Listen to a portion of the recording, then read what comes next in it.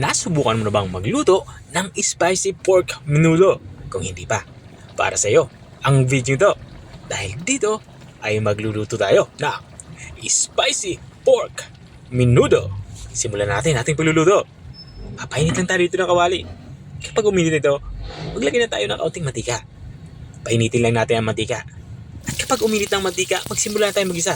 Unang inilalagay ko nga dito, itong ating sibuyas. Iniwa ko lang ito ng paba.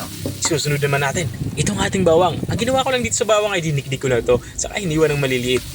Papalabasin natin yung aroma nitong ating dalawang sangkap mag-isa. At pag ganito na itsura niya, ay ilagay na natin itong ating karning baboy. Bali, ginawa ko dito sa karning baboy ay narinate ko na ito sa toyo, kalamansi, saka konting paminta. Ang gagawin naman natin ngayon ay isisir o igigisa natin ito hanggang sa magkulay light brown ang kulay nito. At habang iginigisa nga natin ito, maglalagay na tayo ng mga pampalasa dito. Nagdagdag nga ako dito ng black pepper powder. At para sa ating aromatics, naglalagay ako dito ng dahon ng laurel. 3 dahon ng laurel yung aking inilagay dito. At this point naman, naglalagay ako dito ng tomato paste.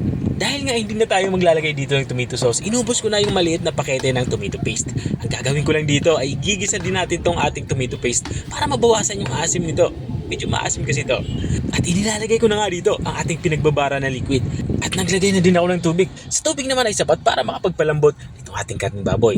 Bago ko tutakpan, naglagay ako dito ng asin. Isang dakot nga ng asin yung aking inilagay dito. Tatakpan na nga natin ito at papakuluin ng mga 15 to 20 minutes para siguradong malambot itong ating karning baboy. Makalipas nga ng 20 minutes ay binuksan ko na nga ito. Dito naman sa parting ito ay nakikita nyo, halos may gana yung sabaw pero hindi pa tayo tapos sa ating pagluluto. Tinikman ko muna ito at para sa akin ay okay na yung lasa nito kaya ilalagay ko na ang ating mga iba pang sangkap na gulay. Mayroon nga tayo ditong patatas at saka carrots. At ilalagay ko na din itong ating atay ng baboy. Pinapahuli nga natin ilagay itong ating atay ng baboy para hindi nga ito kumunat. Kumukunat kasi ito kapag na-overcook. At kung nanonood ka pa rin hanggang dito sa parte ng aking video, ibig sabihin na interesado ka sa aking niluluto. Baka pwede mo na may comment kung taga saan ka para alam ko kung hanggang saan umabot ang aking video. Balik tayo dito sa ating nilulutong ulam. Makalipas ka ng 5 minutes na pagpapakulo ay binuksan ko na nga muna ito.